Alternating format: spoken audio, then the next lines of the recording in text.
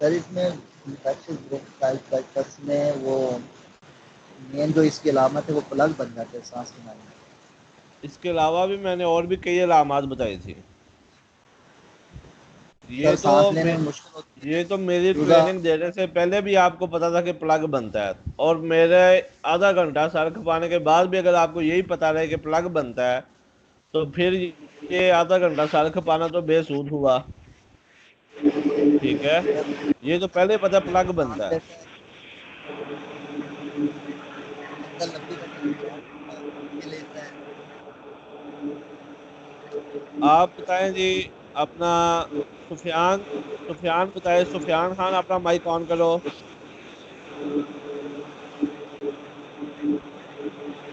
सुफियान खान मौजूद है?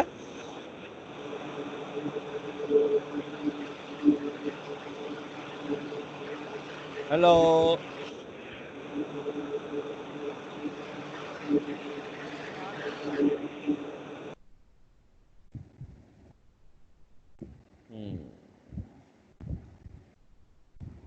तारक जवेद साहब ज्वाइन अगेन। तारक साहब सलाम अलैकुम। सर वालेकुम सलाम। तारक साहब कल जो है वो हमने आपको एक बीमारी पढ़ाई थी, उसका नाम है फॉल कॉलरा। तो आप बताएं कि ये फॉल कॉलरा जो है ये किस बैक्टीरिया की वजह से होती है और इसकी क्या अलामात है? सर ये पास्चुरेला मल्टोसेटा बैक्टीरिया है, उस वजह से होती है जी। ठीक है। इसके जो इसके अलामत है वो उसके मतलब जिस्म के अंदर, बॉडी के अंदर खून के धब्बे बन जाते हैं सर। क्या बात है, शाबाश, वेरी गुड, माशाल्लाह। अच्छा जी, मेहरान खान अपना माइक ऑन कर बच्चे।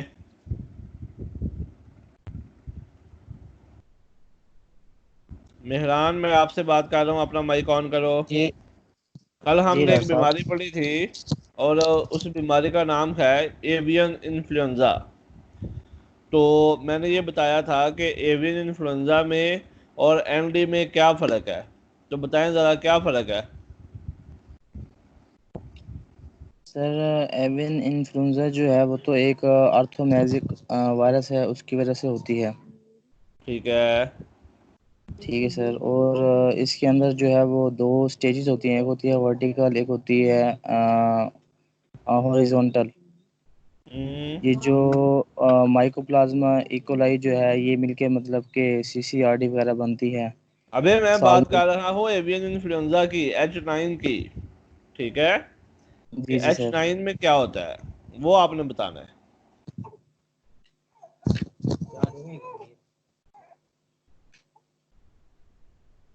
यार उस पे बर्ड पे वो गुच्छे की तरह निशान होते हैं खून के एंट्राइटिस सर वाले। इसके हाँ, अंदर जो है वो कलगी की जो है वो परिंदे के मुंह और कलगी की देखो। जो है इन्फ्लेमेशन हाँ। इन्फ्लेमेशन हो जाती है फेफड़ों और ट्रिकियों पर जो है जख्म और खून जम जाता है। अच्छा जी, चलो, ठीक हो गया। अच्छा जी, खुबैब मियाँ अपना ऑन करो जी माइक। जी सर। खुबैब, मैंने कल ये बताया था सारी बीमारियों में सिर्फ एक बीमारी में मैंने ये बताया था कि बर्ड जो है वो अपने सर को छिड़कता है। ठीक है, आप फ्लॉक देखते हैं, जिंदा चूजे हैं, तो वो रेस्पिरेटरी साइन बाकी भी आ रहे हैं, सर सूजा हुआ है, आंखें सूजी हुई हैं, वगैरह वगैरह। लेकिन उसके अलावा साथ में वो अपना सर भी छिड़क रहा है। तो सर सर छिड़कना ये किस बीमारी की अलामत है? ये इन्फेक्शियस ब्रोंकाइटिस की है। नहीं, इन्फेक्शियस ब्रोंकाइटिस की तो नहीं है।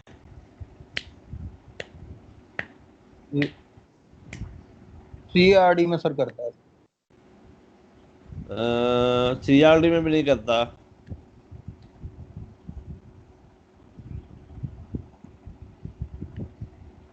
तारक जो है सब आप बताएं। सर H9 में करता है जी, उसका सर एच नाइन सोजा में तो होता है। H9 में तो बिल्कुल नहीं करता। मोहम्मद अली साहब।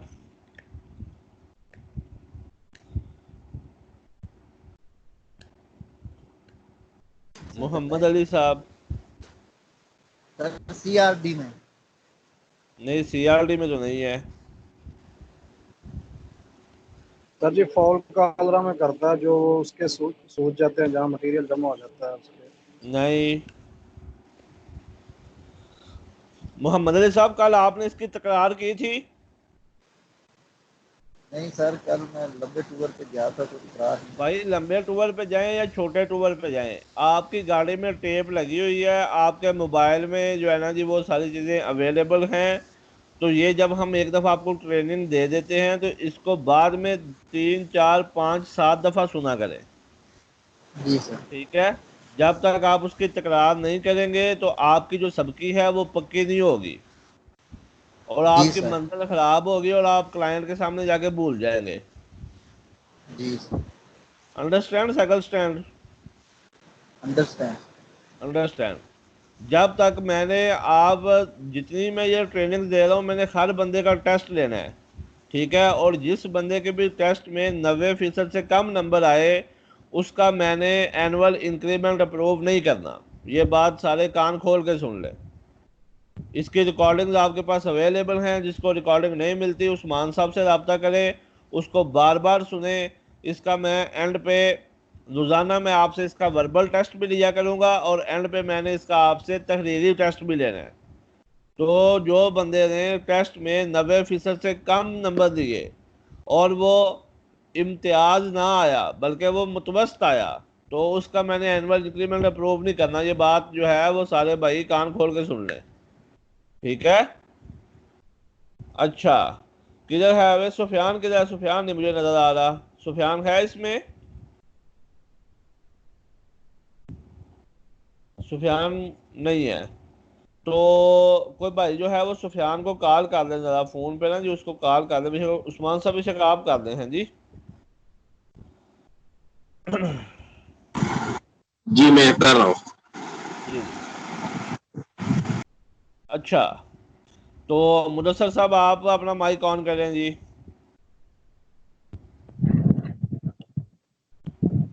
मुदस्सर साहब, कल हमने एक बीमारी पढ़ी थी और उसका नाम था जी इन्फेक्शियस कोलाइजा।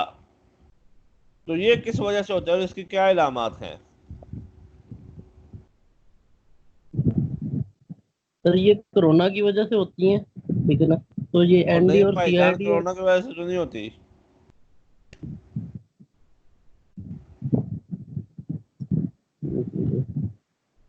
सर एनडी और कुरेजा वगैरह के बाद इसकी। नहीं, आपने दोबारा सुना था इस प्रेजेंटेशन को? जी सर सुना। नहीं सुना ना? कम से कम इसको 3 दफा सुना करें। ठीक है, ये मैं आपके लिए खास तौर पे कह रहा हूँ। ठीक है सर 3 दफा सुना करें, उसको रोक रोक के अपने नोट्स लें, अपने पास उर्दू में चीजें लिखें और इसको याद करें। ठीक है। ठीक है इंशाल्लाह सर सुनो। चलें जी, अब हम अपनी आज की प्रेजेंटेशन की तरफ जाने लगे हैं जी।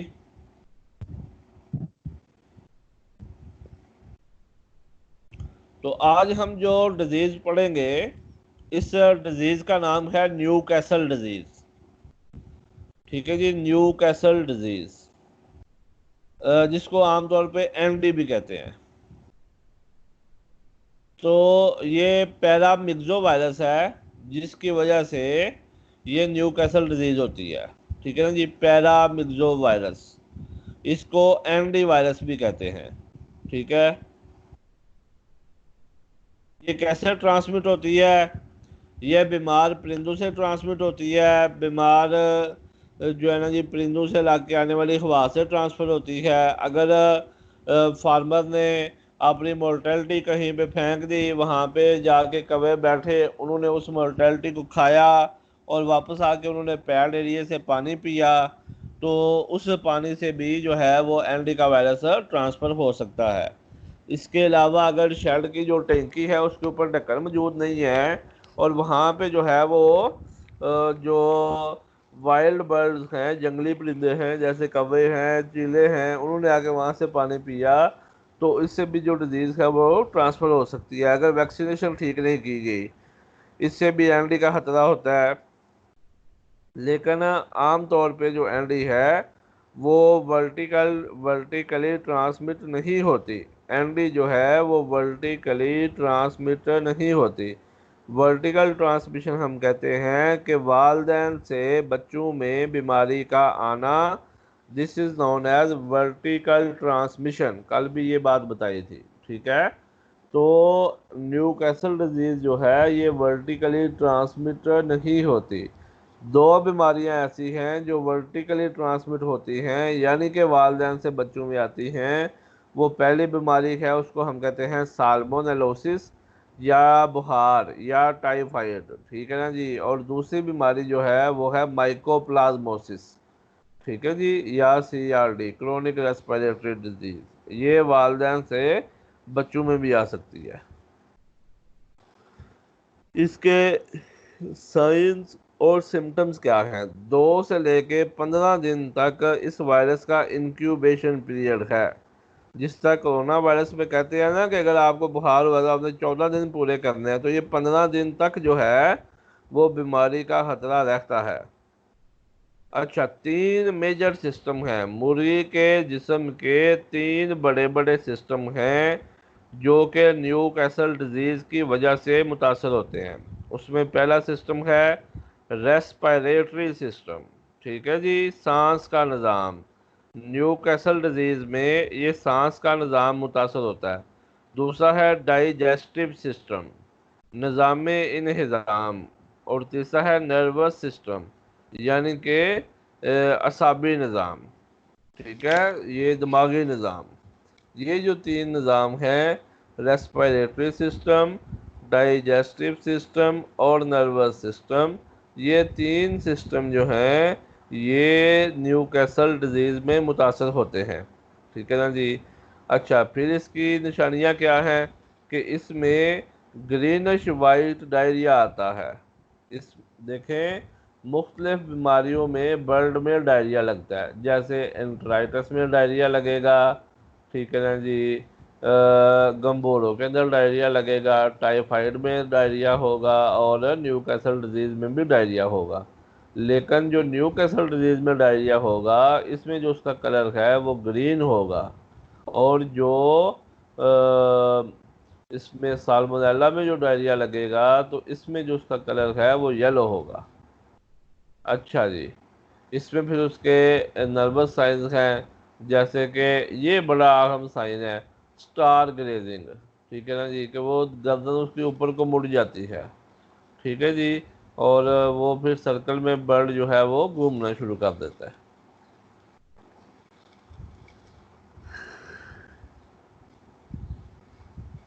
अगर आप बर्ड का पोस्टमार्टम करें तो उस पोस्टमार्टम के नतीजे में आपको ये वाली चीज़ें मिलेंगी। ये देखें जी, इस तरह आपको छोटे पोटे में ये पिन पॉइंट हेमरेजेस मिलेंगे। ये तो ये जो है ये ND की अलामत है। ये सर मेरा देखें क्वेश्चन है, जी।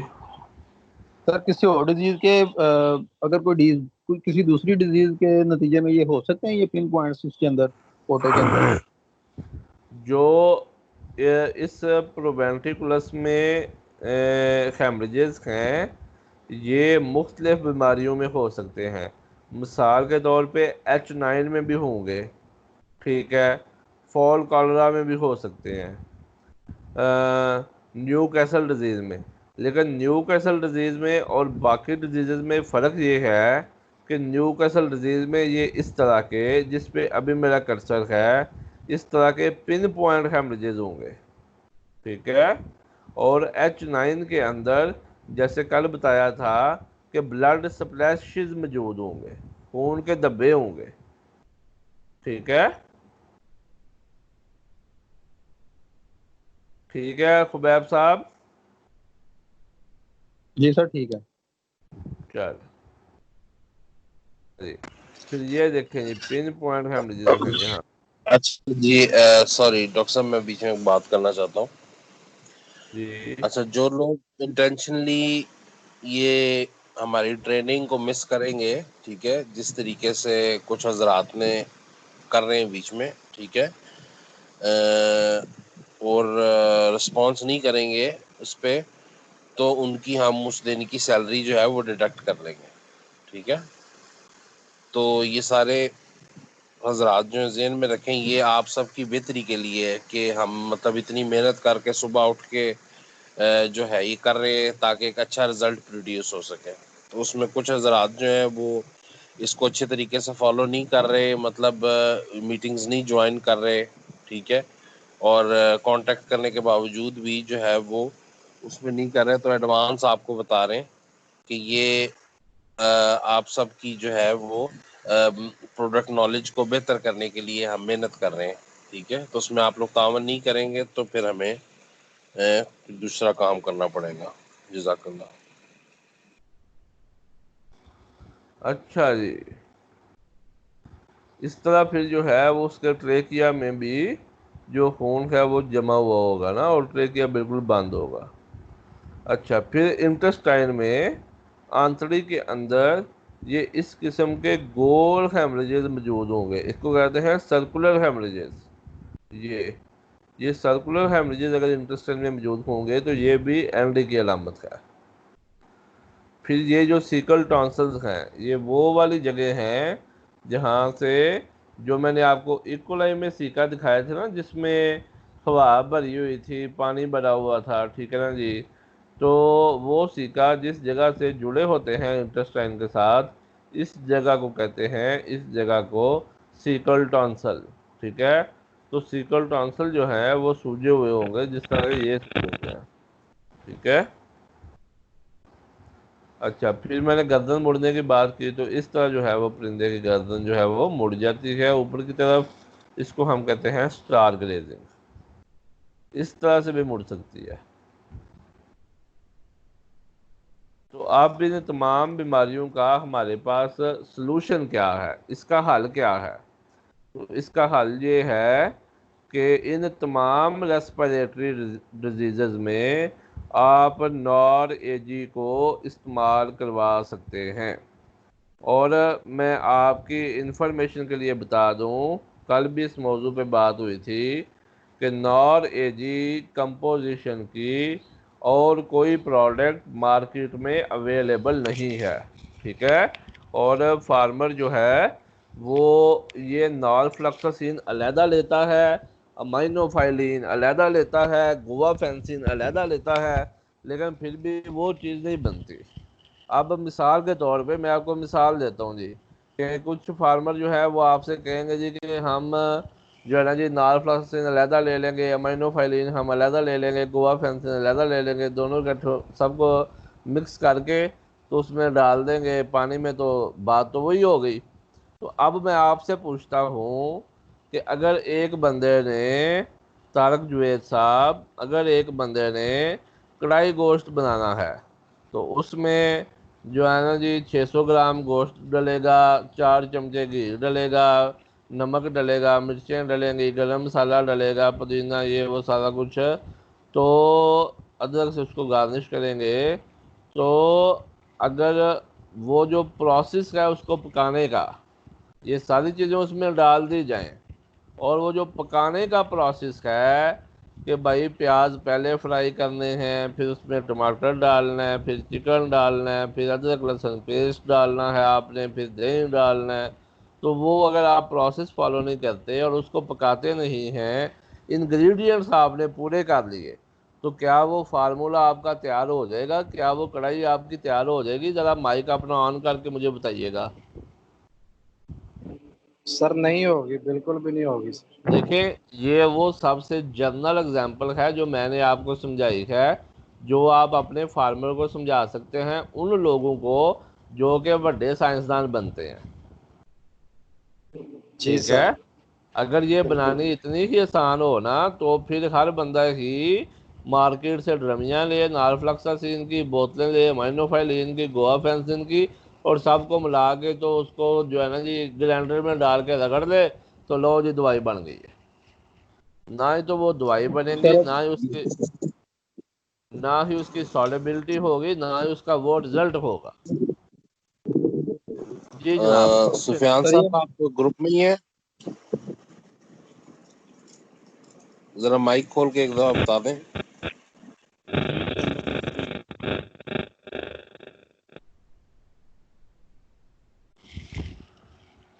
हाँ जी। कोई बंदा इसमें शायद कोई सर क्वेश्चन ये पूछना चाह रहा था। जी सर, माइनोफाइलिन का मैं सर पूछना चाह रहा था कि इसकी कॉस्ट 14 रुपीज़ है एक इंजेक्शन की ना। जी जी। तो सर ये एक अगर फ्लॉग को यूज़ करवाना चाह रहे हैं जहाँ पे ये रिस्पायरेटरी इश्यूज चल रहे हैं, तो ये कितने तकरीबन लगते हैं ये इंजेक्शन जो हैं? मुझे नहीं पता, ना ही मैंने कभी यूज करवाए हैं। सर ये तकरीबन 200 से 250, ये तो मस्ट यूज़ करता है। तो वो अगर उसकी अढ़ाई देखें सौ कॉस्ट, 250 तो है इंजेक्शन की कास्ट। इंजेक्शन की कॉस्ट कह रहा हूँ, तो नहीं, वो अढ़ाई सौ तकरीबन 250 है इंजेक्शन, 15 रुपए का है एक इंजेक्शन। रुके जरा, मैं जी जी अभी सारा आपको तिया पांचा करके देता हूँ इसका। जी 250 इंजेक्शन है, 15 रुपए का इंजेक्शन है, तो ये 3750 रुपये इंजेक्शन की कीमत है। जी फिर इंजेक्शन की फिर जो है वो 1 रुपया पर बर्ड लगाने वाले लेंगे। जी ठीक है, 30,000 रुपया उसकी मजदूरी है। ठीक हो गया। फिर जो है वो नहीं, एक एक रुपए में 10 पैसे या 20 पैसे लेते हैं शायद। 20 पैसे शायद लेते हैं। जी तो 20 पैसे अगर लें तो ये 60,000 हो गया। तकरीबन 6,000 रुपये इसकी मजदूरी है। ठीक हो हम्म गया जी। तो ये 9750 रुपये बनता है। और अब अगर आपने 5 दिन बर्ड को अमाइनोफाइलिन देनी है, तो 5 दिन आप उसको मुसलसल इंजेक्शन नहीं लगवा सकते। बिल्कुल ऐसे ही है। बात समझ आ गई है? ये नहीं आप कर सकते। अच्छा, फिर उस इंजेक्शन लगाने के दौरान जो मोर्टेलिटी होगी उसकी कास्ट आप ऐड करें। हम्म ठीक है, फिर स्ट्रेस उसमें जो जो आपकी लेबर इन्वॉल्व होगी, जो आपके स्ट्रेस होगा आपके ब्लड के ऊपर। जी ठीक है जी। तो वो कभी भी इंजेक्शन लगवाना जो है वो सूटेबल नहीं रहता। इंजेक्शन लगवाना हमेशा जो भी ठीक है सर। अक्लमंद डॉक्टर है वो उस वक्त इंजेक्शन रिकमेंड करेगा जब बर्ड ने आम तौर पे फीड पानी छोड़ दिया हो।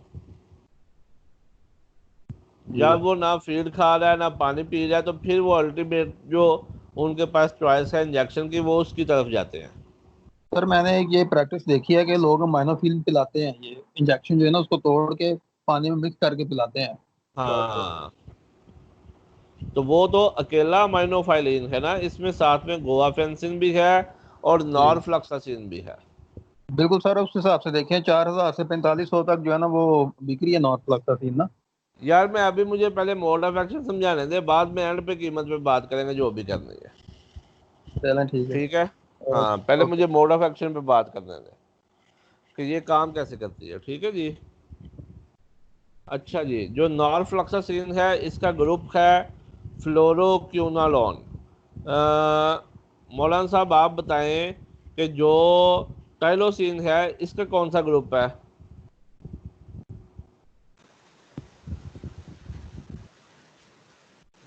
सर आपने बताया था जेन तो उतर गया। मौलाना साहब जरा ਤੁਹਾਡਾ ਜ਼ੇਨ है ना ये ठीक करने वाला होया, लेकिन मैं चाहना कि ਮੈਨੂੰ ना ठीक करना पवे, ਤੁਸੀਂ खुद ਇਹਨੂੰ ठीक कर ਲਵੋ। ठीक। ठीक है। जी सर। वो कहते हैं अरबी में अल इशारतुल काफियातुल आकिला। पता नहीं मैंने सही अरबी बोली है गलत बोली है, क्या अक्लमंद के लिए इशारा इशारा काफी है। हाँ जी मेहरान, आप बताओ कौन सा ग्रुप है। जी सर, माइक्रोलाइट ग्रुप। मैक्रोलाइट, शाबाश। तो ये ग्रुप्स आपने जनाब याद रखने हैं। ठीक है। नॉरफ्लॉक्सासिन जो है ये एंटीबायोटिक के ग्रुप फ्लोरोक्यूनालॉन से बिलोंग करती है। इसका जो ग्रुप है ये है फ्लोरोक्यूनालॉन। और इसका मोड ऑफ एक्शन इसका ये है कि ये जो बैक्टीरिया में, देखें बैक्टीरिया में दो चीज़ें बननी होती हैं। एक बैक्टीरिया की मेम्ब्रेन बनती है। यार इसमें ना मैं चाहूँगा कि मैं अगर इसमें ड्राइंग ऑन कर सकूँ अपनी, तो वो मैं आपको दिखाऊं। 1 मिनट के लिए आप होल्ड करें जी।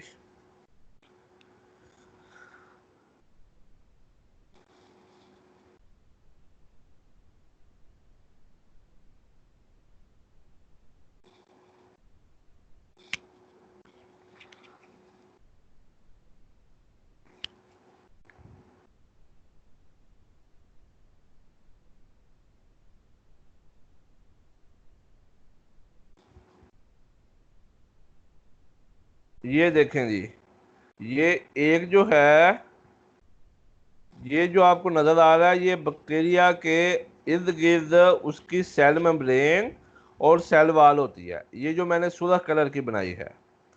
फिर इसमें बैक्टीरिया का डीएनए होता है।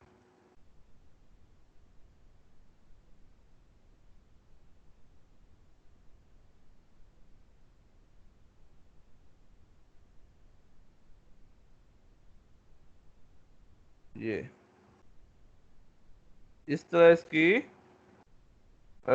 डबल कॉइलिंग हुई होती है। ये जो चीज़ आपको नज़र आ रही है, ये वाली, ये जो है बैक्टीरिया की सेल मेम्ब्रेन और सेल वॉल है।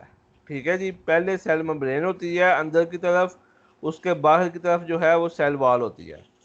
ये जो है ये वाली चीज़, ये ठीक है, ये इसका बैक्टीरिया का डीएनए है, डीएनए। ठीक है, ये दो चीज़ें मिलती हैं तो फिर जो बैक्टीरिया का स्ट्रक्चर है वो मुकम्मल होता है। जो उस दिन मैंने आपको प्रोडक्ट पढ़ाई थी फोसोमैक्स, वो वाली जो प्रोडक्ट है उसमें जो फास्फोमाइसिन है वो बेसिकली बैक्टीरिया की ये जो सेल वॉल है इसको ब्रेक करती है। ठीक है, वो बैक्टीरिया की सेल वॉल को ब्रेक करती है, इसको यहाँ पे वो अटैच होगी और इधर वो पेप्टाइडोग्लाइकैन बनने के अमल को रोकेगी। और जो नॉरफ्लॉक्सासिन है ये बैक्टीरिया के डीएनए को, इसको जाके टारगेट करती है। कैसे टारगेट करती है कि इस डीएनए के बनने के लिए एक एंजाइम चाहिए होता है और उस एंजाइम का नाम है डीएनए गाइडेज एंजाइम, डीएनए गाइडेज। तो ये इस डीएनए गाइडेज एंजाइम को नॉरफ्लॉक्सासिन जो है वो इनहिबिट करती है। ये फर्क है इन दोनों के मोड ऑफ एक्शन का, कि जो फास्फोमाइसिन है उसने इस सेल मेम्ब्रेन के अंदर जो पेप्टाइडोग्लाइकेन है उनके बनने के अमल को रोकना है। ठीक है, जो उस दिन बताया था कि एन एसिटाइल ग्लूकोसामाइन बनने के अमल को वो फास्फोइनाइल पायरोवेट ट्रांसफेरेज एंजाइम को इनहिबिट करके एन एसिटाइल ग्लूकोसामाइन बनने को रोकती है। तो इस तरह जो नॉरफ्लॉक्सासिन है ये इस डीएनए की रेप्लिकेशन के लिए जो एंजाइम चाहिए होता है डीएनए गाइडेज एंजाइम, ये इस डीएनए गाइडेज एंजाइम को इनहिबिट करती है, जिसकी वजह से बैक्टीरिया का डीएनए नहीं बन सकता और बैक्टीरिया की फर्दर रेप्लिकेशन नहीं होती। बात समझ आई है? रेप्लिकेशन हम कहते सर हैं एक यार ये तस्वीरें बराए मेरे पास ना लें, हमारे पास रिकॉर्डिंग हो रही है, आप बात को तवज्जो से सुने।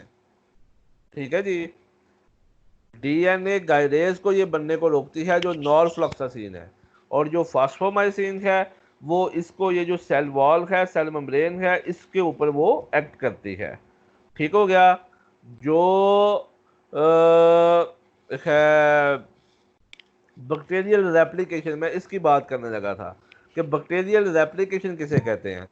आप बार बार लिटरेचर में ये वर्ड देखेंगे बैक्टीरियल रेप्लिकेशन। देखिए, जब बैक्टीरिया ने बीमारी फैलानी होती है ना, तो बैक्टीरिया मुतासरा परिंदे के जिस्म के अंदर अपनी तादाद को बड़ी तेज़ी से बढ़ाता है। ठीक है जी, और वो डिवाइड हो रहा होता है, अपनी तादाद बढ़ा रहा होता है। अगर बैक्टीरिया की जिस्म के अंदर बढ़ने वाली तादाद को रोक दिया जाए तो बीमारी रुक जाती है, बीमारी ख़त्म हो जाती है। तो उस ये एंटीबायोटिक्स उस दिन बताया था कि दो उनकी मेजर क्लासेस हैं। एक बैक्टीरियोस्टैटिक एंटीबायोटिक हैं जो कि बैक्टीरिया की ग्रोथ को रोकती हैं, और दूसरी बैक्टीरियोसिडल एंटीबायोटिक्स हैं जो कि बैक्टीरिया को मार देती हैं। तो ये जो नॉरफ्लॉक्सासिन है ये भी बैक्टीरियोसिडल एंटीबायोटिक है और ये डीएनए गाइडेज एंजाइम को इनहिबिट करती है। फ्लोरोक्विनोलोन इसका ग्रुप है। ठीक है जी।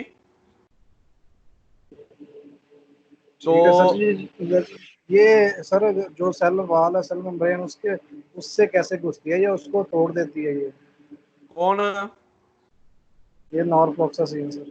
यस, ये सिंपल, इसका इसका साइज कम होता है, इसका जो मॉलिक्यूलर साइज है वो कम होता है, और ये सेल मेम्ब्रेन से डिफ्यूज करके उधर चली जाती है। ये सेल मेम्ब्रेन को क्रॉस कर जाती है। ठीक है। और जी इसके ऊपर क्वेश्चन, यहां तक अगर कोई बात समझ नहीं आई तो क्वेश्चन पूछ लें, फिर मैं आगे चलने लगा हूं। और ये जैसा कि आपने बोला है कि डीएनए का जो एंजाइम है गायरेज, जी जी। सर ये रेगुलरली उसको फ्राम होता रहता है बैक्टीरिया के हाँ, डीएनए को? रेगुलर बनता है। जब बैक्टीरिया के डीएनए ने रेप्लिकेट होना है तो डीएनए गायरेज एंजाइम रेगुलर बनता रहता है। ठीक है सर। ठीक है जी। जी। अच्छा जी, मैं आपको एक यहाँ पे एक छोटी सी जो है वो वीडियो दिखाना चाहता हूँ।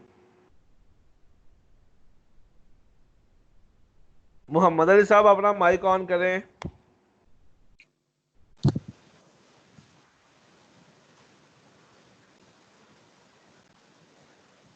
मोहम्मद अली साहब, आपको मेरी आवाज़ आ रही है? जी सर। मैंने कल आपको YouTube के ऊपर कुछ वीडियोस देखने को कहा था, वो आपने देखी हैं? सर वो कल नहीं देख सका, मैं ज़रा लंबे टूर पे शरीफ गया हुआ आदमी, था। आप काम नहीं कर रहे। जो काम मैं आप खजात के जिम्मे लगा रहा हूँ ना, वो आप नहीं कर रहे। और बाद में आपने ये कहना जी कि प्रोडक्ट महंगी है, एनजो हो गया जी, फार्मर नया कह देता है, सुपरवाइजर नया कह देता है वे, और आपको जो जिस लाइन के ऊपर काम करना चाहिए आप उस लाइन पे काम नहीं कर रहे। तो वैब, आपने वो वीडियोस देखी हैं? नहीं सर, नहीं। नहीं देखी। तारक जुबैर, आपने? नहीं सर, कल मैंने वो फोसोमैक्स वाली ट्रेनिंग देखी थी कल, उसके ऊपर कर रहा हूँ। ये जो कल मैंने जो जो वीडियोस आपको देखने का कहा था ना, वो आज आपने लाजमी देखनी है। जी आज जरूर देखेंगे सर।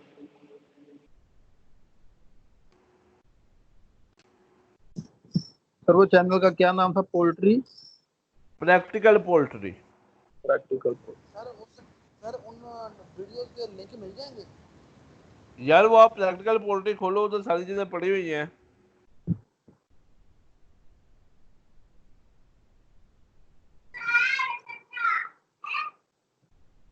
ये देखें जी, ये बहुत इंपॉर्टेंट वीडियो है। अगर आप इसको समझ लेंगे तो यूं समझें कि आपने कंप्लीट जितने भी एंटीबायोटिक्स हैं आपने उन तमाम को समझ लिया।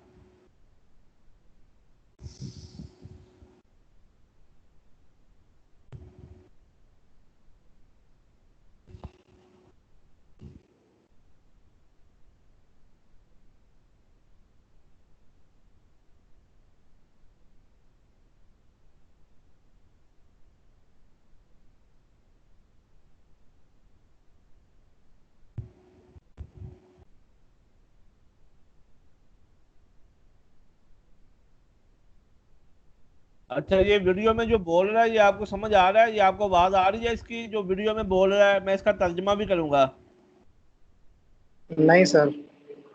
यानी कि आपको वीडियो की नहीं आवाज नहीं आ रही। जी डॉक्टर साहब, नहीं आ रही आवाज। चलो, ये इस वीडियो का ये देखें, इस वीडियो का लिंक जो है ये भी मैं आपको ग्रुप में भेज दूंगा। ठीक है जी। तो ये वीडियो भी आपने निकाल के, ये इंग्लिश में है लेकिन मैं इसका भी आपके सामने, ये 2.5 मिनट की वीडियो है, 3 मिनट की तकरीबन, इसका मैं आपके सामने उर्दू में तर्जुमा भी करता हूँ। इससे आपको क्या होगा कि आपको तमाम एंटीबायोटिक्स का आइडिया हो जाएगा कि वो कैसे काम करती हैं। ठीक है, मैं इसका तर्जुमा भी कर देता हूँ।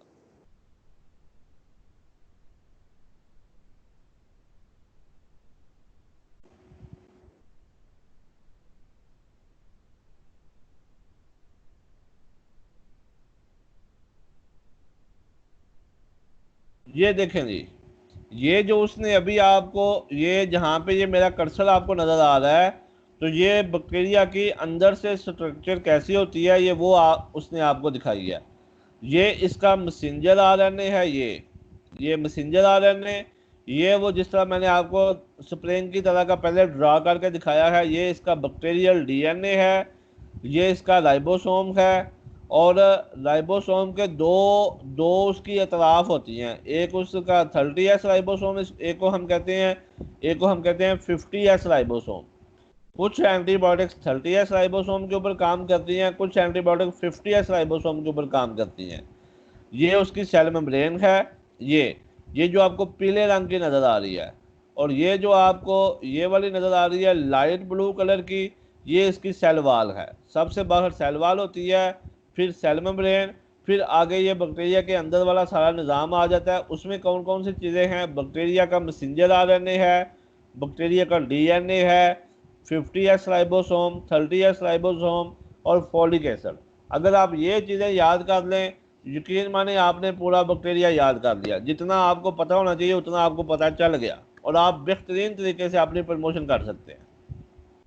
ये सिर्फ अपना मोहम्मद अली साहब, सिर्फ ये 2.5 मिनट की वीडियो है, ये कोई मुश्किल काम नहीं है। अरे फोलिक एसिड क्या होता है इसमें? बताता हूँ, आ रही है बात सारी।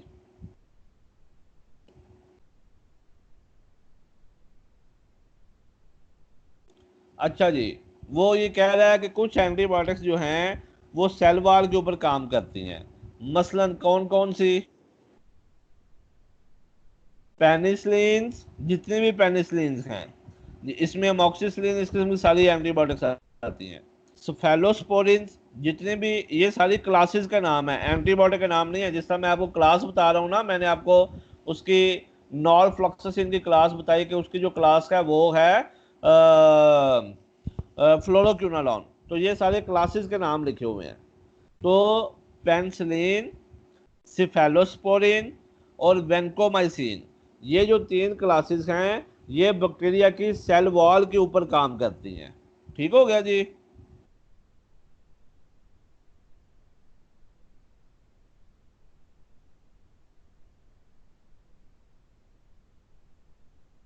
जो पोलीमिक्सन है, ठीक है, पोलीमिक्सन ई जो है वो हम कहते हैं कोलेस्ट्रीन को। कोलेस्ट्रीन जो है इसकी जो क्लास है वो पोलीमिक्सन क्लास है। जो कोलेस्ट्रीन है ये सेल मेम्ब्रेन के ऊपर काम करती है। पहले जो 3 आपको बताई हैं, जिसमें पेनिसिलिन है, सिफेलोस्पोरिन है और वेंकोमाइसिन है, ये तीनों क्लासेस जो हैं ये सेल वॉल के ऊपर काम करती हैं, और जो पोलीमिक्सन है ये सेल मेम्ब्रेन के ऊपर काम करती है। अच्छा जी, फिर बात आ जाती है फोलिक एसिड की।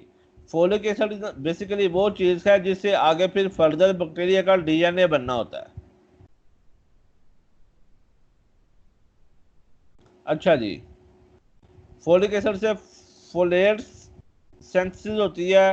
तो जितने भी सल्फोनामाइड्स हैं जो हमारी सिनाटीएस में जो एंटीबायोटिक्स मौजूद हैं, जिसमें सल्फामेथॉक्सीपैराडाइजिन है, सल्फामेथाजिन है और ट्राइमेथोप्रीम है, ये वाली जो क्लास है ये फोलिक एसिड के ऊपर काम करके बैक्टीरिया को मारती है।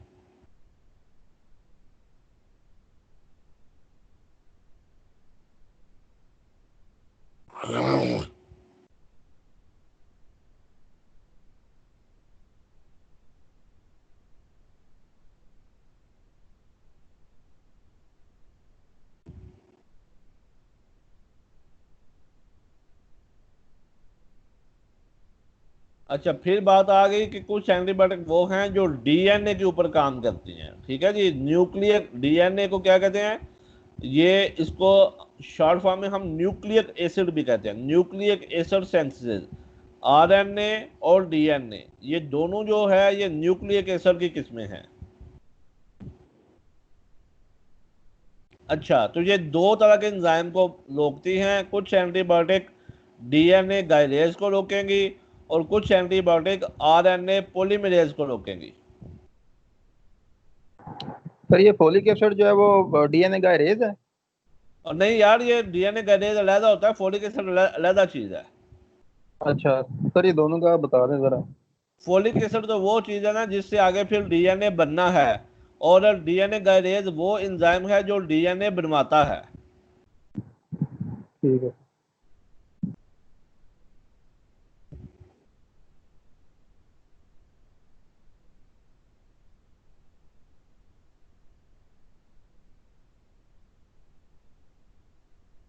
जितनी भी फ्लोरोक्विनोलोन्स हैं, फ्लोरोक्विनोलोन्स जितने भी हैं, सिप्रोफ्लॉक्सासिन, एनरोफ्लॉक्सासिन, नॉरफ्लॉक्सासिन, ये सारी फ्लोरोक्विनोलोन ग्रुप से बिलोंग करती हैं और ये डीएनए गायरेज एंजाइम को इनहिबिट करके बैक्टीरिया को मारती हैं। अच्छा, फिर इसमें जो फ्लैजेल है, ठीक है ना जी, मेट्रोनिडाजोल, ये भी डीएनए गायरेज एंजाइम को इनहिबिट करती है।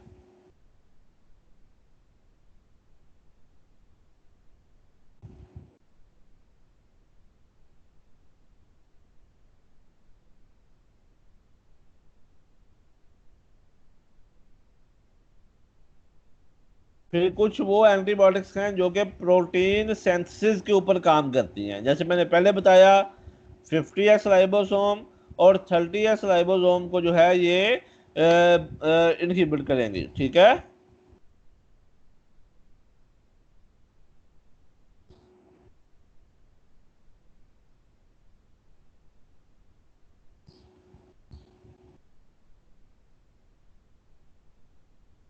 अच्छा, ये दो इसके हिस्से हैं, ये राइबोसोम है 50s राइबोसोम और 30s राइबोसोम। 30s राइबोसोम के ऊपर कौन कौन से एंटीबायोटिक काम करती हैं? टेट्रासाइक्लिन ग्रुप, जिसमें डॉक्सीसाइक्लिन आती है, और दूसरी अमाइनो ग्लाइकोसाइड जो है जिसमें जेंटामाइसिन आती है, ठीक है। तो ये दोनों जो है ये 30s राइबोसोम के ऊपर काम करती हैं।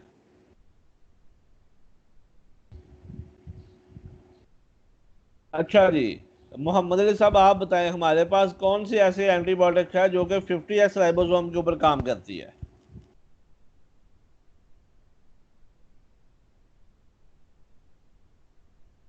मोहम्मद अली साहब, फोर्सोमैक्स। मोहम्मद अली आवाज आ रही है? जी सर। हाँ जी, बताएं कौन सी एंटीबायोटिक जो है वो 50s के ऊपर काम करती है? नाम मुश्किल है, अभी याद करना पड़ेगा। और भाई टाइलोसिन, टाइलोसिन 50s के ऊपर काम करती है। ये खास एंटीबायोटिक की ना आपने एक एक लाइन भी याद रख लेना, काम आपने नॉरफ्लॉक्सासिन का सिर्फ ये याद रखना है कि ये डीएनए गायरेज एंजाइम के ऊपर काम करती है, बस। बाकी मैं जितनी चीजें एक्सप्लेन कर रहा हूँ ना वो मैं आपको समझाने के लिए कर रहा हूँ। जी आपने सर। नॉरफ्लॉक्सासिन का सिर्फ ये याद रखना है कि ये डीएनए गायरेज एंजाइम के ऊपर काम करके डीएनए बनने के अमल को रोकती है, सिर्फ इतनी बात आपने याद रखनी है। और फास्फोमाइसिन का सिर्फ आपने ये याद रखना है कि ये फास्फोइनॉइल पायरोवेट एंजाइम के ऊपर काम करके पेप्टाइडोग्लाइकेन बनने के अमल को रोकती है। इतनी एक एक लाइनें आपने याद रखनी है और आपका समझे काम हो गया। ये आपको तवीज दे दिया। जी सर। तो मौलवी साहब एक लाइन याद रखना तो मुश्किल का ही नहीं। नहीं सर। और नासर मत नहीं आंदा होंगे वो बोलो तो सही हैं। ठीक है जी, उस्मान साहब आप इस पे कोई कमेंट करना चाहें?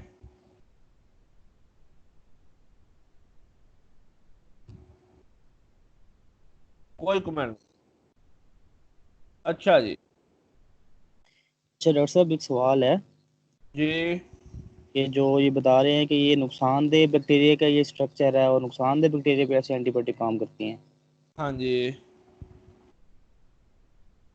तो सर जो नुकसान, बेनिफिशियल बैक्टीरिया जो होते हैं उनका स्ट्रक्चर इनसे मुख्तलिफ है? हाँ वो मुख्तलिफ होता है। ठीक है, अभी मैं जितनी चीजें आपको याद रखवाने की कोशिश कर रहा हूँ ना, अभी सिर्फ आप उतने पे कंसंट्रेट करें, ठीक है। ठीक है डॉक्टर साहब। हाँ, इसके मुतालिक अगर आपको कोई एडिशनल इंफॉर्मेशन चाहिए वो आपने मुझे कॉल करके पूछ लेनी है, मैं आपको बता दूंगा। ठीक हो गया डॉक्टर साहब। ठीक है जी। तो 50s के ऊपर जो मैक्रोलाइड हमारे पास एंटीबायोटिक हैं, एरिथ्रोमाइसिन, टाइलोसिन, ठीक है ना जी, ये जो है वो मैक्रोलाइड्स हैं और ये 50s के ऊपर काम करती हैं।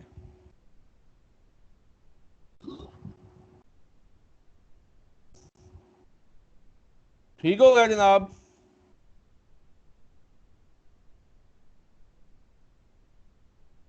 तो नॉरफ्लॉक्सासिन, फॉस्फोमाइसिन, टाइलोसिन, इसके ऊपर अगर किसी भाई का कोई क्वेश्चन है तो वो पूछ ले, फिर मैं इसको आगे लेके चलने लगूंगी।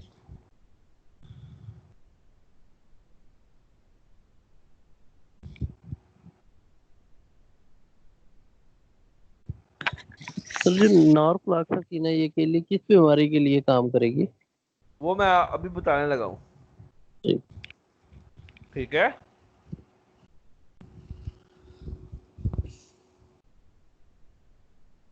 अच्छा जी, नॉरफ्लॉक्सासिन किस बीमारी में काम करेगी? नॉरफ्लॉक्सासिन माइकोप्लाज्मा में काम करेगी, ये इकोलाई में काम करेगी, ये साल्मोनेला में काम करेगी, ये कोलाइजे में काम करेगी, और जो आपके नॉन एजी प्रोडक्ट है ये हर उस बीमारी में काम करेगी जो सांस के निज़ाम की बीमारी है, चाहे वो CRD है, वो CCRD है, वो IB है, वो ND है, वो H9 है। अच्छा, यहाँ पे मैं एक बात क्लियर करता चलूँ कि जो नॉन एजी है ना जी, इसको आप वायरल आउटब्रेक में भी इस्तेमाल करवा सकते हैं। क्यों? वजह क्या है? वजह उसकी ये है कि वायरल आउटब्रेक में बहुत ज़्यादा जो मोर्टेलिटी है वो सेकेंडरी बैक्टीरियल इन्फेक्शन की वजह से हो सकती है, और अगर वहाँ पे आप बहुत ज़्यादा एंटीबायोटिक का कम्बिनेशन इस्तेमाल करवाते हैं ना, वो मसला बनाएगा। ठीक है, लाइक आप टाइलोसिन यूज़ करवा रहे हैं, डॉक्सी करवा रहे हैं, ठीक है ना जी, अमोक्सी करवा रहे हैं, कोलेस्ट्रीन करवा रहे हैं, ठीक है जी, स्पेक्ट्रिनोमाइसिन करवा रहे हैं, स्पायरामाइसिन करवा रहे हैं, वगैरह वगैरह, तो उससे प्रॉब्लम बनेगी। नॉरफ्लॉक्सासिन जो है फ्लोरोक्विनोलोन है, सेफेस्ट एंटीबायोटिक है। इसको आप viral outbreak H9, IB, ND में सेकेंडरी बैक्टीरियल इन्फेक्शन को ट्रीट करने के लिए इसको आप इस्तेमाल करवा सकते हैं। नॉर एजी का इसके ऊपर प्लस बेनिफिट क्या है कि हर रेस्पिरेटरी डिजीज के अंदर, मैं फिर रिपीट कर रहा हूँ, हर रेस्पिरेटरी डिजीज के अंदर जो सांस लेने का निज़ाम है इधर भी प्रॉब्लम आ रही होती है। किस वजह से आ रही होती है? काज क्या है? बैक्टीरिया काज है। देखें, हमने दो चीज़ों को ट्रीट करना है।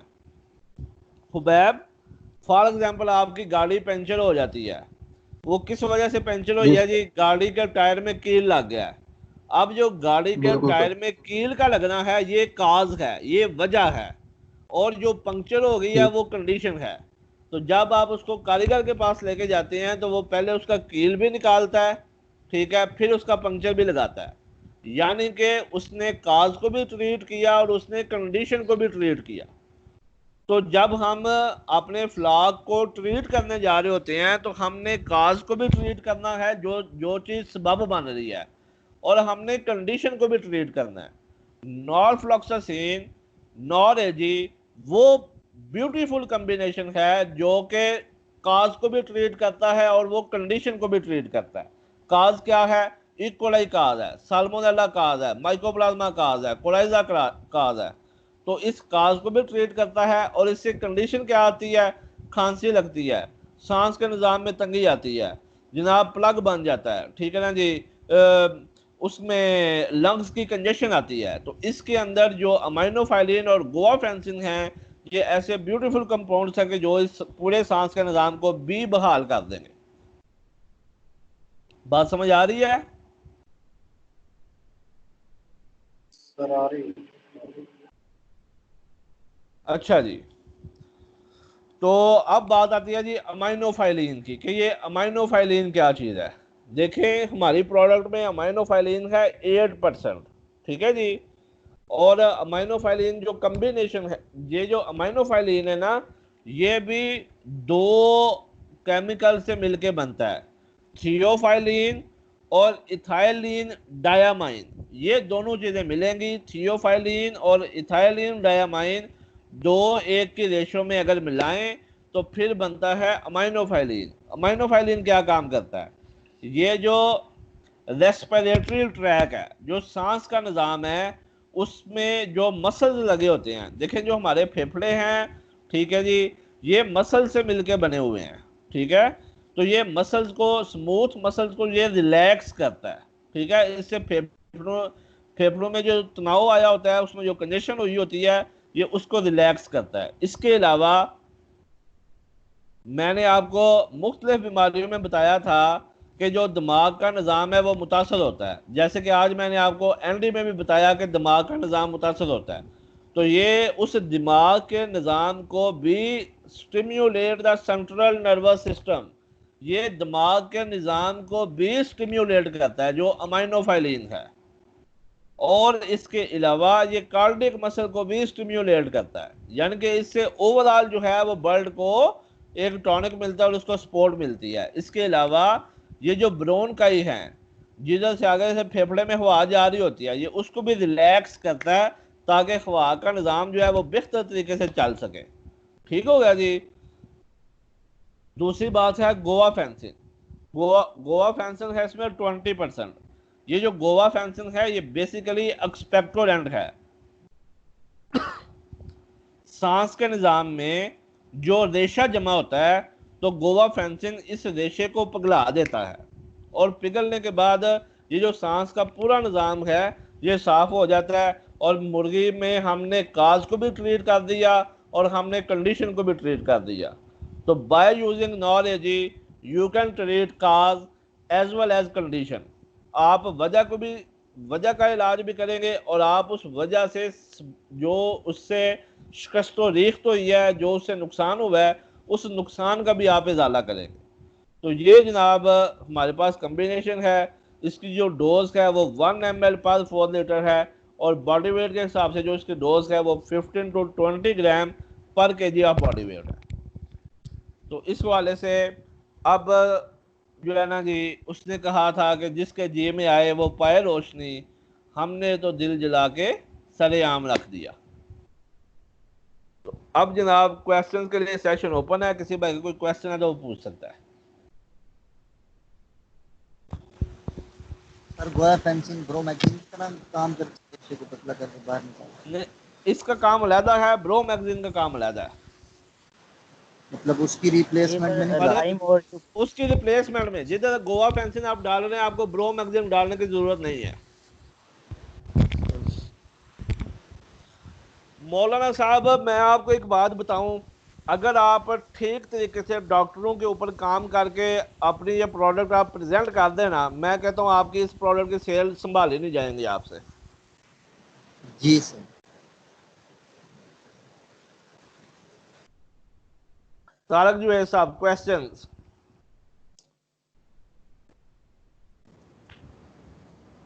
सर ये नॉरफ्लॉक्सासिन और एम्ब्रोफ्लॉक्सासिन में क्या तारक साहब एक मिनट आप रुके। अपना अशफाक साहब आपका जो भी क्वेश्चन है, आपके माइक की प्रॉब्लम की वजह से आपकी आवाज़ नहीं मुझे आती। तो आप अपना जो भी क्वेश्चन है, ये देखें, ये तीर का निशान आपको नज़र आ रहा है, ये मैं इधर चला गया, ये चैट बॉक्स के ऊपर जिधर लिखा हुआ है ओपन कन्वर्सेशन, जिधर अब हाथ का निशान बना हुआ है, ये इधर आके आप अपना जो क्वेश्चन है ना, इसको आप मैसेज करते हैं, ताकि मैं उसका, बेशक आप उसको रोमन उर्दू में लिख लें, मैसेज जो टेक्स्ट मैसेज कर जैसे कर दे मैं उसमें उसको आंसर कर दूंगा। ठीक है सर अब सही आ रही है आपको? हाँ अब सही आ रही है, पूछो। सर ये ब्रोमैजिन और गोवा फेंसिन में क्या फर्क है? मतलब हम किसी को कहते हैं, वो कहता है मैं ब्रोमैजिन इस्तेमाल करता हूँ, यही वो काम करती है, वही ये काम करती है। ठीक है, तो फिर मैं दोनों में मतलब नहीं इसका जवाब मैं आपको एंड पे दूंगा, ठीक है, बाद में। अभी मैं अपना मौजू ख़राब नहीं करना चाहता। ये एक अलहदा टॉपिक है कि गोवा फेंसिंग और ब्रो मैगजीन में क्या फ़र्क है ना, ठीक है। ये मैं आपको अलहदा इसका आंसर करूँगा, और इसके ऊपर मैं आपको एक ग्रुप में ऑडियो क्लिप भी जो है, उस्मान साहब आप मुझे याद करवा दीजिएगा आज ऑफिस में, तो मैं इसके ऊपर एक ग्रुप में एक ऑडियो क्लिप भी भेज दूँगा। ठीक है जी। ये है क्या चीज sir? Basically Goa fencing expectorant है। ये जो रेशा जमा होता है उस रेशे को पिघलाता है। ये हर्बल टाइप है सर? नहीं ये हर्बल नहीं, ये केमिकल है। सर जो प्लग्स बन जाते हैं इनको तोड़ देगा गोवा फेंसिंग? इंशाल्लाह।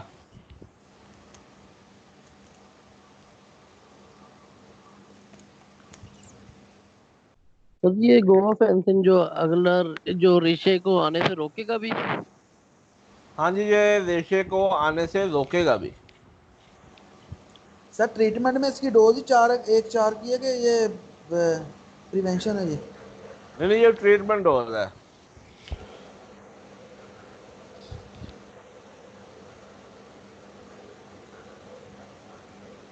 और जी किसी भाई का कोई क्वेश्चन हो तो?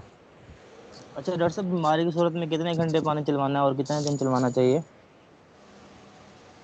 मैं बार बार कह रहा हूँ कि आपने डॉक्टरों के ऊपर फोकस करना है, ठीक है। आपने, मैं फिर रिपीट ठीक। कर रहा हूँ, आपने ज्यादा अपना जो जोर, देखिए फार्मर को भी बताएं, सुपरवाइजर को भी बताएं, लेकिन ज्यादा जो आपका फोकस हो इन दो प्रोडक्ट्स के हवाले से, वो आपका डॉक्टर लेवल पे होना चाहिए, ठीक है जी। वैसे अगर आप मुझसे पूछेंगे, मैं ये कहूँगा कि इसको आप बॉडी वेट के हिसाब से इस्तेमाल करवाएं, और एक दिन की मुर्गी की जितनी डोज बनती है वो आप 6 घंटे के पानी में डाल के दे दें। बॉडी वेट के हिसाब से आपने डोज कैलकुलेट कर ली, फिर 20 mg पर के जी ऑफ बॉडी वेट, ठीक है जी। वो आपने डोज कैलकुलेट कर ली, और वो डोज आप 6 घंटे के पानी में डाल दें, ठीक है। और वो पूरी 24 घंटे की दवाई वो मुर्गी 6 घंटे में पी लेगी, MIC जल्दी आ जाएगा, अच्छा रिजल्ट आपको मिलेगा। अच्छा, ये इसकी जो है एक ओवरऑल डॉक्टर साहब रिवीजन करवा लें कि भाई क्या समझ आई है ओवरऑल प्रोडक्ट का मुतालिक, और ये इसका लिंक भी हम आपको दे देंगे। ये इसको बार बार सुनेंगे तो समझ आएगी, और अगर समझ नहीं आएगी तो आप इसकी प्रमोशन नहीं कर सकते, क्योंकि ये प्रिस्क्रिप्शन प्रोडक्ट्स हैं, ठीक है, दोनों नॉरेजी और फोसोमैक्स। तो इसको आपको बार बार सुनना पड़ेगा, और सुन के वो आप डिस्कस करेंगे तो चीज़ वो ज़्यादा प्योरीफाइड होगी और आपका मैसेज अच्छे तरीके से डिलीवर होगा। अभी जो है जितना भी आपको समझ आया है वो डॉक्टर साहब अभी दोबारा डिस्कस कर लेंगे कि भाई आपको क्या समझ आया है, किस लेवल आप पे है कहें, हम डॉक्टर लोग। साहब ने बड़ी लंबी तकरीर की, अब डॉक्टर साहब का गला जवाब देगा, आप डिस्कस करें, जो जिधर गलत मलत करेंगे मैं बता दूंगा। हम्म। तो तारिक साहब आप बता दें जरा, क्या ओवरऑल एक जरा इसका ओवरलुक दे दें प्रोडक्ट का, क्या आपको नॉलेज की क्या समझ आई है? सर जी सबसे पहली बात तो ये है कि नॉरेजी जो है ये हमारी एक यूनिक प्रोडक्ट है ना जी, पूरी मार्केट में इसका कोई कंपेटिटर नहीं है। दूसरा सर ये मतलब इसकी जो हम बीमारियों की बात करते हैं तो ये जिन जिन बीमारियों में काम करती है सर, उसमें वायरल बीमारियों में भी काम करती है, जिसमें H9 है, इन्फ्लुएंजा, और ND है, शरीफ IB आदमी है। वायरल बीमारियों में काम नहीं करती, वायरल बीमारियों वायरल की वजह बीमारियों से की वजह से। होने वाले सेकेंडरी इन्फेक्शन में काम करती है। ये जी जी सर वही जुमला सेकंड पूरा पूरा इन्फेक्शन। करो, ठीक है। कुरान पाक में एक जगह पे लिखा हुआ है कि नमाज के करीब भी ना जाओ, और उससे आगे लिखा हुआ है जी कि जब तुम नशे की हालत में हो। तो ये जुमला जी आपने पूरा बोलना है। देखो मैं ये यहाँ पे आपको सबको बता रहा हूँ, मार्केट में आपने ये बात नहीं फैलानी कि ये वायरल बीमारियों में भी काम करती है। आपने मार्केट में ये बात बतानी है कि वायरल बीमारी के दौरान बहुत ज़्यादा मोर्टेलिटी सेकेंडरी बैक्टीरियल इन्फेक्शन की वजह से हो सकती है, और सेकेंडरी बैक्टीरियल इन्फेक्शन में, वायरल डिजीज में सेकेंडरी बैक्टीरियल इन्फेक्शन को ट्रीट करने के लिए नॉरफ्लॉक्सासिन बेहतरीन चॉइस है, और नॉर-एजी बेहतरीन कॉम्बिनेशन है। ये बात आपने बतानी है। जी जी सर, सेकेंडरी इन्फेक्शन जो आती है उसको उसको ट्रीट करने के लिए इस्तेमाल करवानी है हाँ। जी। इसके अलावा सर मतलब फॉल कॉलरा है, साल्मोनेला है, माइकोप्लाज्मा में इस्तेमाल करवा सकते हैं। नॉर इसमें सर नॉरफ्लॉक्सासिन है, अमाइनोफाइलिन है, गोइफेनिसन है। क्या है? तो इसका सर मोड गोआफेनिसन। ठीक है। तो इसका सर ये मोड ऑफ एक्शन जो है वो ये DNA गायरेज के ऊपर काम करके उसको उसके बनने के अमल को रोकती है ना बैक्टीरिया के अंदर जाकर, नॉरफ्लॉक्सासिन जो है। तो बाकी सर जो इसमें माइनोफाइलिन है और गोआफेंसिन है, ये गोआफेंसिन जो है ये एक्सपेक्टोरेंट के तौर पे काम करती है। मतलब जितना भी ट्रेकिया रेस्पिरेटरी सिस्टम के अंदर जमा और सिक्रीशन है उसको सर डाइल्यूट करके उससे बॉडी के से एब्जॉर्ब करती है सिस्टम से। ये सर अभी समझ आइए, 1 ग्राम एक ml 4 लीटर डोज है इसकी जी। 4 लीटर डोज है। जो है क्या इसकी कॉस्टिंग वगैरह, तो वो तो अभी डिस्कस नहीं हमने की मेरे ख्याल में। क्या ये कॉस्ट पर कॉस्ट तो लीटर क्या पड़ जाए?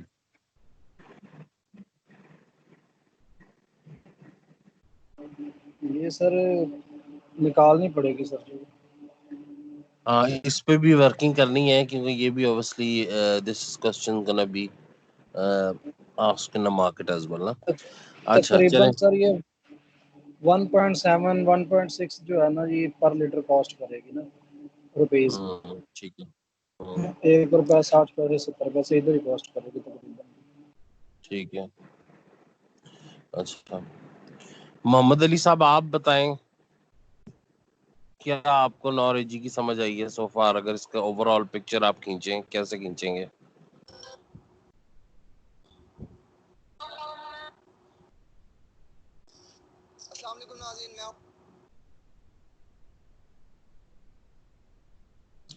मोहम्मद अली साहब।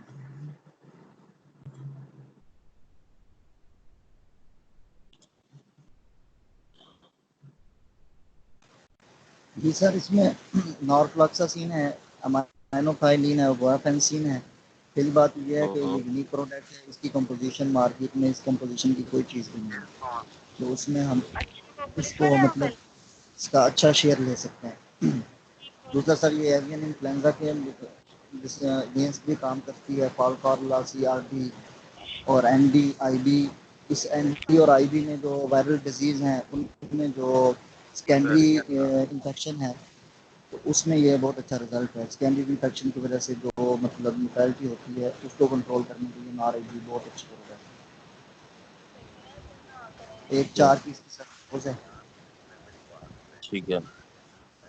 जी सर। अच्छा, चलें, सही होगा। मेहरान साहब आप बताएं प्लीज। अस्सलाम वालेकुम उस्मान साहब। वालेकुम सलाम। जी सर जी, सबसे पहले जो है ये नॉरफ्लॉक्सासिन हमारी एक यूनिक प्रोडक्ट है। इस प्रोडक्ट के मतलब कि कोई भी एज कंपैरिजन मार्केट में नहीं है। फ्लोरोक्विनोलिन इसका ग्रुप है। ये जो नॉरफ्लॉक्सासिन है ये डीएनए गायरेज जो एंजाइम्स है उसको इनहिबिट करती है, डीएनए की फ्रेगमेंटेशन करती है। उसके अलावा ये बैक्टीरियोसिडल इफेक्ट रखती है। और ये E coli, mycoplasma, CRD, CCRD, H9, IB जो भी मतलब के सांस के मसले मसाइल के जो हैं उसमें इसको आप मतलब कि यूज़ होती है प्रोडक्ट। वायरल आउटब्रेक के जो सेकेंडरी इन्फेक्शंस हैं उसमें जो है ना ड्रग ऑफ द चॉइस है। उसके अलावा इसके अंदर अमाइनोफाइलिन है जो कि सांस के निज़ाम में मसल्स को रिलैक्स करती है, दिमाग के निज़ाम को स्टिमुलेट करती है, ब्रोंकाई को रिलैक्स करती है। गुआफेंसिन है एज एक्सपेक्टोरेंट काम करती है, रेशे को पतला करके ये निकालती है। इसकी जो डोज है वो 1 cc 4 लीटर है। बॉडी वेट के हिसाब से यूज़ करवाए तो ज़्यादा इसका जो है वो बेनिफिट होगा हमें। सही है। खुबैब साहब आप बताएं प्लीज। सर हमारी प्रोडक्ट नॉर एजी और जिसकी कंपोजिशन में है नॉरफ्लॉक्सासिन, अमाइनोफाइलिन और गुआफेंसिन। इसमें ये यूज़ होती है जितनी भी रिस्पिरेटरी इश्यूज हैं या फिर वायरल इश्यूज की बात करूं तो उसमें जितने भी सेकेंडरी इन्फेक्शंस कॉज होते हैं उन पे ये काम करती है, उनको ये ठीक करती है। नॉरफ्लॉक्सासिन के मोड ऑफ एक्शन की बात करूं तो ये फ्लोरोक्विनोलोन ग्रुप से है और ये डीएनए गायरेज एंजाइम जो कि डीएनए को की फॉर्मेशन के लिए इस्तेमाल होता है, ये उसको रोक देती है जिससे बैक्टीरिया की डेथ हो जाती है और उसकी मल्टीप्लिकेशन नहीं हो पाती। उसके बाद बात करूं अमाइनोफाइलिन की, तो ये सर ये जो जितने भी रिस्पिरेटरी ट्रैक्ट के मसल्स हैं ये उनको स्मूथ करती है और जितना भी सेंट्रल नर्वस सिस्टम है ये उसको भी स्टिमुलेट करती है। की बात करूं तो वो एज एक्सपेक्टोरेंट काम करती है, जितना भी रेशा होता है उसको पिघला के ये रिस्पिरेटरी ट्रैक्ट से खारिज कर देती है। तो इसकी अगर बात करूं डोज की तो 1 ग्राम 4 लीटर के हिसाब से डोज है, लेकिन अगर हम इसको बॉडी वेट के हिसाब से दें तो 15 से 20 mg जो है ना वो इसका बॉडी वेट के हिसाब से पर केजी बॉडी वेट के हिसाब से इसको यूज़ करवाते हैं। और डॉक्टर साहब ने कहा कि इसको 6 घंटे के पानी में अगर हम यूज़ करवा देते हैं तो ये ज़्यादा एक तो इफेक्टिवली काम करेगी, दूसरा उसको एंटीबायोटिक 24 घंटे देने की जरूरत नहीं पड़ेगी। सही हो गया, ठीक है। अमाद साहब आप बताएं प्लीज। जी सर, तो ये हमारी प्रोडक्ट है नॉर एजी। ये एक यूनिक कम्बिनेशन है जो कि मार्केट में पहले मौजूद नहीं है, और इसकी जो कंपोजिशन है वो नॉरफ्लॉक्सासिन है, अमाइनोफाइलिन है और गोवाफेंसिन है इसके अंदर। जो इसके सर इस्तेमालात हैं, इसको सर माइकोप्लाज्मा इकोलाई, साल्मोनेला और क्राइजा या सांस की निज़ाम की जितनी भी बीमारियां हैं उसके अंदर इसको इस्तेमाल करवा सकते हैं। और इसके अलावा जो वायरल डिजीज़ के बाद सेकेंडरी बैक्टीरियल इन्फेक्शन पैदा होते हैं बर्ड्स के अंदर, उसके अंदर इसको इस्तेमाल करवाया जा सकता है। जो सर हमारा इसके अंदर एंटीबायोटिक है मेन नॉरफ्लॉक्सासिन, ये फ्लोरो क्यूनालोन से जो ग्रुप से ताल्लुक़ रखता है, और ये बैक्टीरिया में मौजूद डीएनए गायरेज इंजाइम्स को बनने से रोकता है, और जिसकी वजह से बैक्टीरिया की जो है वो डेथ हो जाती है और मजीद बैक्टीरिया जो है वो डिवाइड नहीं हो पाता। तो इसको जो है सर इसके अंदर दूसरा अमाइनोफाइलिन जो है ये सांस के निज़ाम के जो मसल्स होते हैं इनको रिलैक्स करता है, और बर्ड का जो नर्वस सिस्टम है उसको रिलैक्स रखता है, ब्रोंकाई के को भी रिलैक्स करता है ताकि वो सांस का निज़ाम उसका ठीक रहे। तीसरे नंबर पे इसके अंदर गोवाफेंसिन है जो एज अ एक्सपेक्टेंट काम करती है, सांस के निज़ाम में जो रेशा जम जाता है उसको पिघलाकर खारिज करता है और मज़ीद रेशा को बनने से रोकता है।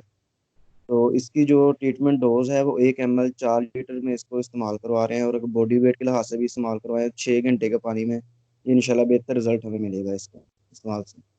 सही सही हो गया, थैंक यू। मुदस्सिर साहब आप बताइए प्लीज।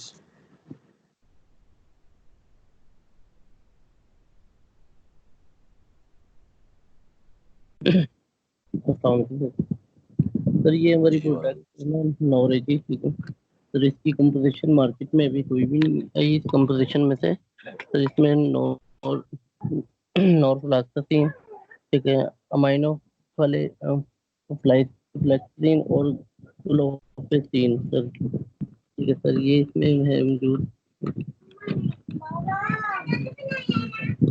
इसके अलावा सर ये नॉरफ्लॉक्सासिन ये बैक्टीरिया के जो डीएनए को टारगेट करती है सर, और डीएनए के रेज एंजाइम जो है ना सर उसको खत्म करती है सर। सर उसके बाद सर माइकोप्लाज्मा, सीआरडी, ठीक है ना, सेलोमेनिया, ठीक है, क्राइजा सर, इनके इन्फेक्शन बीमारियों को, ठीक है ना, ये इसमें काम करती है सर। सर उसके अलावा माइको अमाइनोफ्लाइलिन जो है ना उसमें रिएक्शन जो हो जाता है फिर सर उसमें सर इसकी मैं सर मजीद सर याद करके ना फिर इंशाल्लाह फिर आपको इसके बारे में चलिए बताऊं। ठीक है, इसका लिंक भी हम आपको देंगे, इसको दोबारा आप रिपीट कर लीजिएगा और मेहरान के साथ भी कोऑर्डिनेट करके इसको आप पक्का कर लीजिएगा, ठीक है। ठीक है और सर। दूसरा, हाँ, मेहरान के साथ मिलके इसको यूट्यूब का लिंक भी होगा, इस रिकॉर्डिंग को दोबारा सुन लीजिएगा। तो जो है करके तो फिर आपने इसकी मुझे ऑडियो क्लिप बना के भेजना है, ठीक है। मोहम्मद अली ठीक साहब, फोसोमैक्स की जो है एक ओवरऑल पिक्चर जो है वो जरा दोबारा दे दें आप, उसका आपको क्या समझ आया था?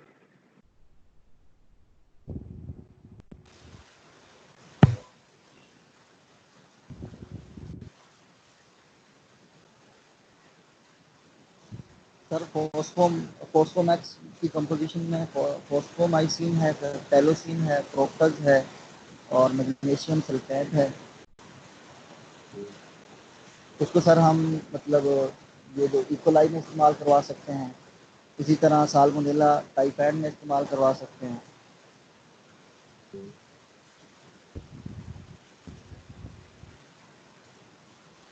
और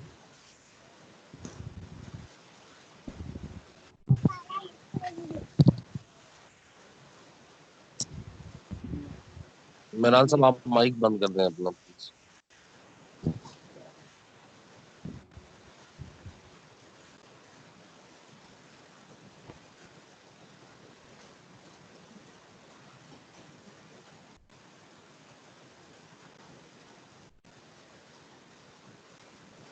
अच्छा, और मोहम्मद अली साहब बताएं। सर जहन से उतर गया, थोड़ा रिपीट करना पड़ेगा। अच्छा चलेंगे सारे हजरात। एक तो फोसोमैक्स की रिकॉर्डिंग जो मैंने आपके साथ एक यूट्यूब पे भी वो अवेलेबल है, उसको दोबारा सुने और उसके ऑडियो क्लिप सारे हजरात फोसोमैक्स और नॉरेजी के ऑडियो क्लिप्स बना के दोबारा ग्रुप में शेयर करें इंडिविजुअली, ठीक है ना। तो हमारा इस ट्रेनिंग सेशंस करने का मकसद यही है कि हमारा नॉलेज जो है वो बेहतर हो, उसमें किसी भी किस्म की कोई एम्बेरसमेंट की बात नहीं है, हम सब इधर सीखने के लिए आए हैं, ठीक है। तो उसमें आप बिला झिझक होके जिधर भी आपको मसला हो, जितना भी आपके पास नॉलेज हो उसको शेयर करें, जिस तरह का भी वो हो, ठीक है। तो इंशाल्लाह हम उसको एक टीम वर्क में जाके हम उसको इम्प्रूव करेंगे और इंशाल्लाह we will get the good results as well. जी डॉक्टर साहब। जी बहुत शुक्रिया तमाम भाइयों का, जज़ाकल्लाह। बस इसमें जो काम आपको रोज़ाना का दिया जाता है ना, जैसे कुछ वीडियो सुनने का कहा, इस किस्म की कुछ चीज़ें कहीं, तो वो तमाम भाई जो है उसको लाजमी किया करें ना, ठीक है। जब आप रोज़ाना का काम करते जाएंगे तो आपका डेली बेसिस के ऊपर आपका प्रोडक्ट नॉलेज, ये वो सारी चीज़ें जो है वो इम्प्रूव होती जाएंगी, ठीक है जी। तो इंशाल्लाह ताला ये दो प्रोडक्ट्स हैं, ठीक है। इसके ऊपर आज हमारी ट्रेनिंग जो है वो कंप्लीट हो गई है।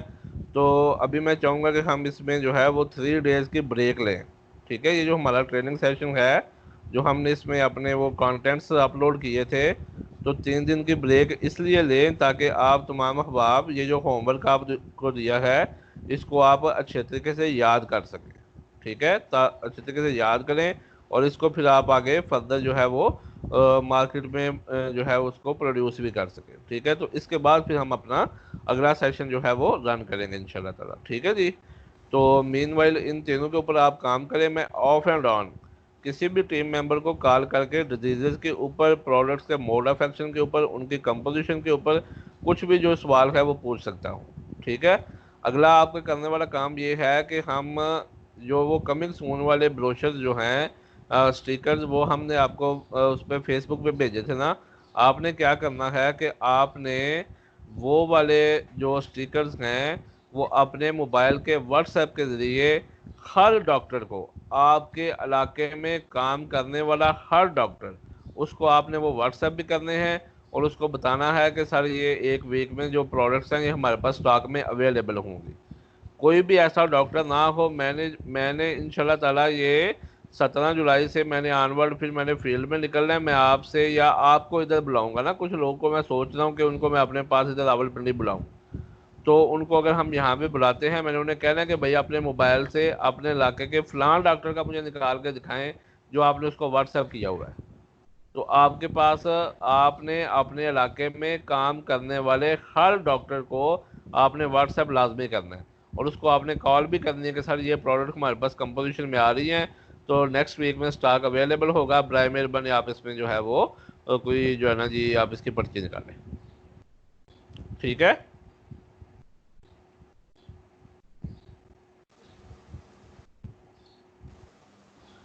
चलिए बहुत शुक्रिया जनाब, जज़ाकल्लाह। अस्सलाम वालेकुम रहमतुल्लाह। सर जी वो बता जी जी पूछें। सर जी वो बता दें वो किस बीमारी में सर को छनकता है ना जी, बर्ड स्टार्ट में आपने पूछा तो वो पता ही नहीं किसी को। क्या? इन्फेक्शियस जो कोलाइजा, आपने कुछ कोलाइजा में। में ठीक होगा सर। ओके जी, अल्लाह हाफिज़, अस्सलाम वालेकुम।